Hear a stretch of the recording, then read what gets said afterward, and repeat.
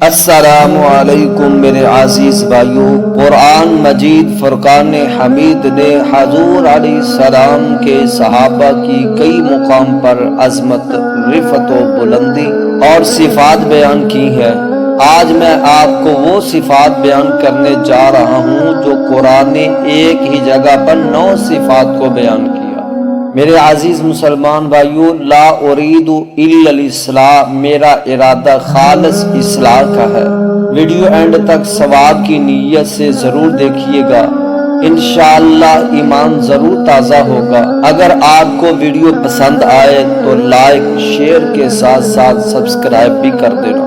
بسم اللہ الرحمن الرحیم۔ اے مسلمانوں، قرآن مجید میں سورہ المؤمنون کی ابتدائی آیات میں صحابہ کرام کی صفات کچھ اس طرح سے مذکور ہیں۔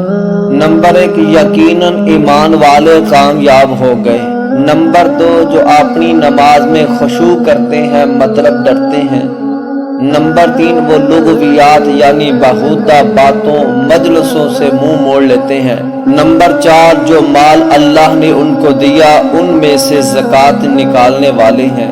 نمبر 5، وہ لوگ جو اپنی شرمگاہوں کی حفاظت کرنے والے ہیں۔ نمبر 6، اور وہ لوگ اپنی بیویوں اور لونڈیوں کے علاوہ اپنی شرمگاہ کی حفاظت کرنے والے ہیں، مطلب زنا نہیں کرتے۔ نمبر 7، وہ اللہ کی مقرر کردہ حدود سے تجاوز نہیں کرتے۔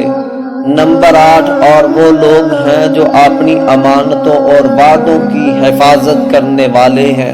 نمبر 9، اور وہ لوگ ہیں جو اپنی نمازوں کی حفاظت کرنے والے ہیں۔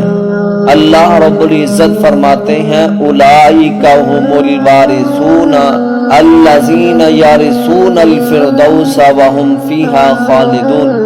اس آیت میں اللہ سبحانہ و تعالی نے صحابہ کرام کے اعمال کی جزا کو بیان کیا کہ یہی وہ لوگ ہیں جو میری جنتوں کے وارث ہیں، اور وہ بھی جنت الفردوس کے، اور وہ اس میں ہمیشہ ہمیشہ رہیں گے۔ میں امید کرتا ہوں کہ آپ کو یہ ویڈیو پسند آئی ہوگی۔ اظہار خیال ضرور کرنا کمنٹ سیکشن میں۔ شکریہ۔